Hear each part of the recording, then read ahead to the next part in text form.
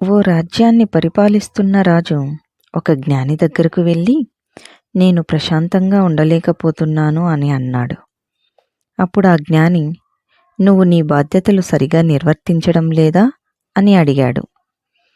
ఆ రాజు, మా రాజ్యానికి శత్రుభయం లేదు, దొంగల భయం అంతకన్నా లేదు, న్యాయ వ్యవస్థ కూడా బలంగా ఉంది, ఎక్కడా ఎవరికీ అన్యాయం జరగదు, ప్రజలందరూ ఆనందంగా ఉన్నారు, కానీ నాకే ప్రశాంతత లేదు, నేనేం చేయాలి అని అడిగాడు ఆ రాజు.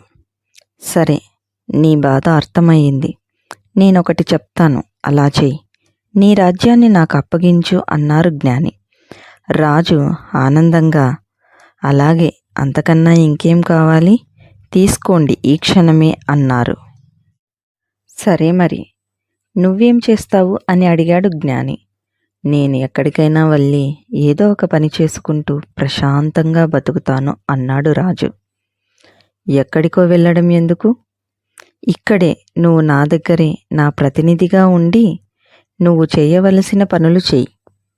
ఎందుకంటే నీకు పరిపాలన తెలుసు, చెయ్యగల సమర్థుడివి. 1 ఏడాది తర్వాత వచ్చి లెక్కలు వగైరా చూస్తాను అని అన్నాడు జ్ఞాని. 1 సంవత్సరం గడిచింది. జ్ఞాని రాజును చూడడానికి వచ్చాడు. రాజు ముఖంలో ఆనందం కనిపిస్తుంది. ఎక్కడా ఆవగింజంత దిగులు కూడా కనిపించడం లేదు. జ్ఞానిని ఆహ్వానించి సపర్యలు చేసి లెక్కలు చూపించాడు. ఆ లెక్కలు అలా పక్కన పెట్టుగాని, నువ్విప్పుడు ఎలా ఉన్నావు అని అడిగాడు జ్ఞాని. హాయిగా ఉన్నాను, కావలసినంత ప్రశాంతత అనుకోండి. ఇంతకుముందు ఎప్పుడూ ఈ హాయి చూడలేదు. మీకు నా ధన్యవాదాలు అన్నాడు రాజు. చాలా సంతోషం. అయితే పూర్వం నువ్వు చేసిన పనులు ఇప్పుడు నువ్వు చేస్తున్న పనులకు ఏమైనా తేడా ఉన్నాయా అని అడిగాడు జ్ఞాని.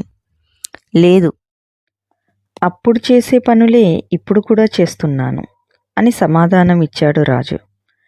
మరి ఎందుకు అప్పుడు అలా మానసిక ఒత్తిడికి గురయ్యావు, ఇప్పుడు ఆ ఒత్తిడి ఎందుకు లేదు అని అడిగాడు జ్ఞాని. రాజు విషయం తెలిసి జ్ఞాని వైపు చూశాడు.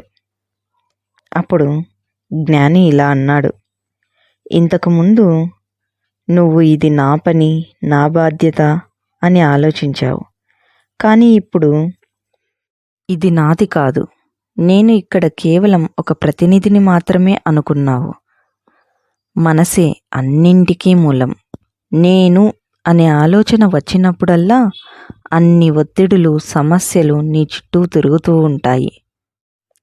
అలా కాకుండా ఈ ప్రపంచం నాది కాదు, ఈ దేహం నాది కాదు, ఈ ఊపిరి నాది కాదు, ఇవన్నీ నాకు దేవుడు ఇచ్చినవి తప్ప నా సొంతం కావు అని నువ్వు గ్రహిస్తే సమస్యలన్నీ, బాధలన్నీ ఆగిపోతాయి. ఈ మానసిక స్థితితోనే నువ్వు పరిపాలించు, నీ విధులు నువ్వు కొనసాగించు, నీకు కావాల్సినంత ప్రశాంతత దొరుకుతుంది అని అన్నారు. సరిగ్గా ఇలాగే మనం చేసే పనులు బాధ్యతతో ఇదే విధంగా భావిస్తాం. నేను, నా పని, నా బాధ్యత అనుకుంటూ పోతే జీవితాంతం ఒత్తిడి తప్పదు. ఒక ఆటగాడు ఆట సమయంలో నేను గెలవాలి, గెలిచి తీరాలి, నేను మాత్రమే గెలవాలి అని అనుకుంటే ఓటమిని తట్టుకోలేని పరిస్థితి ఏర్పడుతుంది. ప్రతి క్షణం ఓ అవకాశంగా భావించి మంచి ఆట తీరును ప్రదర్శిస్తే విజయం వరిస్తుంది. కష్టే ఫలి.